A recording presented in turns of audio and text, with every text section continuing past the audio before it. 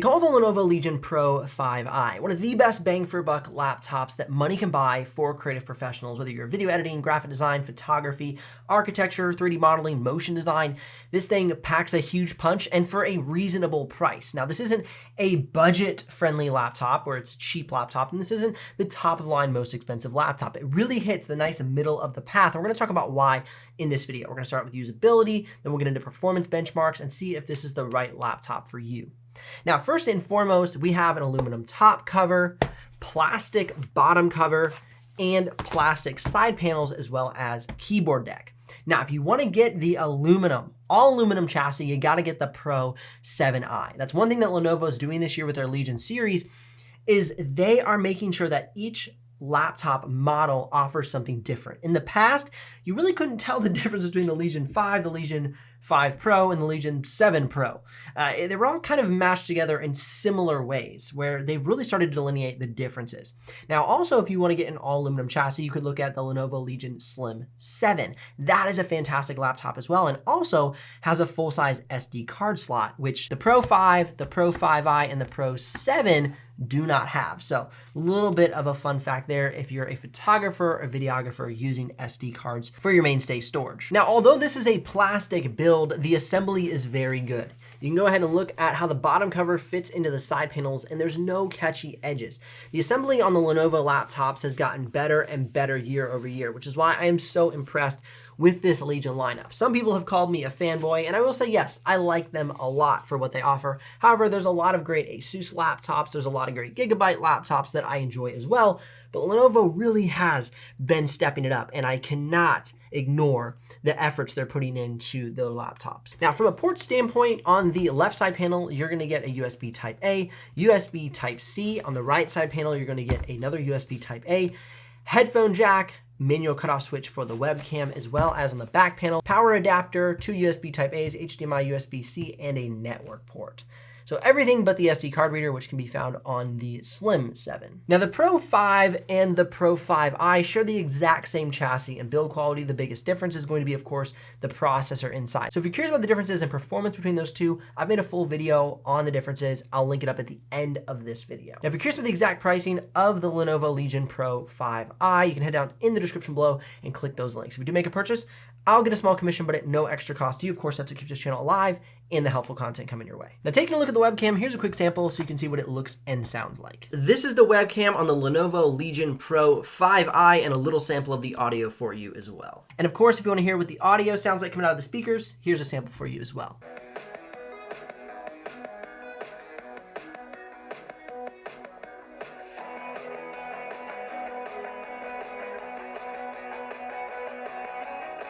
Now, the panel on this laptop has continued to have a great reputation over the past few years. We have 100% sRGB, 80% Adobe RGB, and 80% DCI-P3, all at a delta E of around 0.73. Now, it's also around 537 nits of screen brightness, so it's bright, color accurate, and has a nice color gamut range. It's also a 16 by 10 panel that folds out completely flat, so no matter where you are, you can make sure that you can view the screen comfortably. Now, the keyboard is something that is, I think, upgraded over last year. I don't know if they did anything to change the switches. Maybe if you're super technical, then you could tell me that in the comments below. Or if Jared's watching this video, Jared, I'm sure you would know because you are the master of technical videos. And yes, I honor you in that. However, I will say from a feel standpoint, the keycaps feel a little bit softer to the touch. They're not so much a hardened plastic material. And it's a little bit quieter than I remember last year. So I definitely think the keyboard has a nice touch over the 2022 model. Now, the trackpad is the exact same. I still wish it was bigger. I still wish it was a little more dampened in the click noise. I'll give you a little sample of that here in just a minute. But overall, it's a good trackpad and it works well. Just from a creator standpoint, I wish it was a little bit bigger. We have our numpad on the right side, full-size shift keys, full-size arrow keys, backspace, enter keys. Like I always mention, I love when the keys are full size. Drives me crazy when they're half or 3/4 size. So great job on keeping that up, Lenovo. Now here's a quick audio sample of me using the keyboard and trackpad just so you can hear what it sounds like.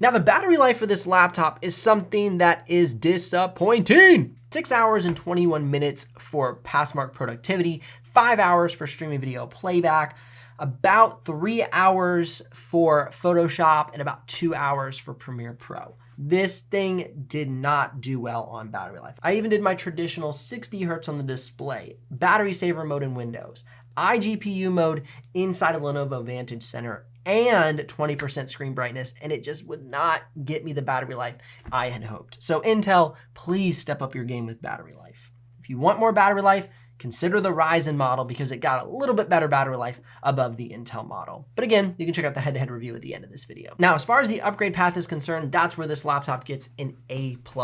You can upgrade both RAM sticks. This one comes standard with 16 gigs of RAM, and you have an occupied M.2 slot and an unoccupied M.2 slot. So you can either swap the one to just get more storage in a singular, or you can add storage, or you can pull the one out and add 2 new drives. It's up to you. So there's a lot of flexibility in the upgrade path for the Lenovo Legion Pro 5i. Now keep in mind that it's also easier to get the bottom cover off this year.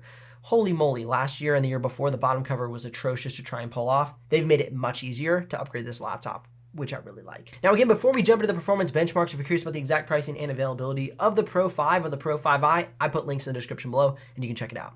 Now going ahead and checking out the simulated benchmarks for Cinebench R23, you can see you're gonna get slightly better performance out of the Pro 5i over the Pro 5. Now if you're multitasking, you're also gonna wanna consider going for the Intel version.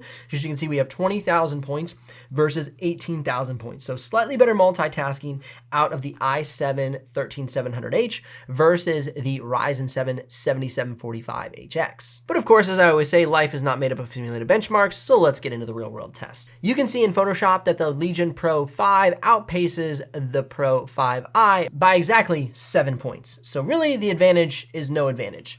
Go with Ryzen or go with Intel. However, if you have multiple programs open at the same time, according to the Cinebench R23 benchmark, you're going to get a little bit better performance out of the Intel model. So if you have maybe, 5 to 8 programs open at one time, you might want to choose Intel over Ryzen. If you're looking for battery life, you might want to choose Ryzen over Intel. Now going ahead and jumping into After Effects, I had hoped for better results for these scores.